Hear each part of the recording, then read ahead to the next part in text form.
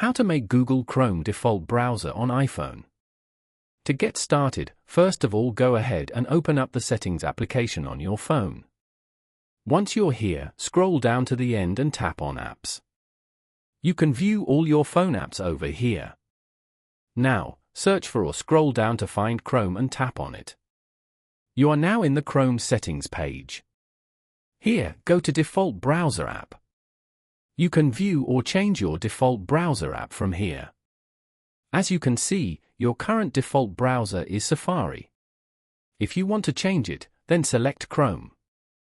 From now on, Chrome will be used to open links and browse the web.